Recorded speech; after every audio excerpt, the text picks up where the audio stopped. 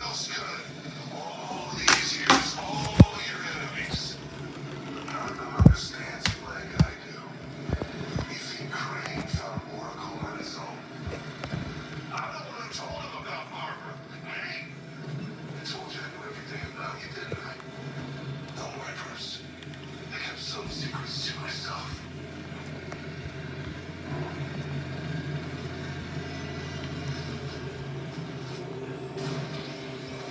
No. Michael.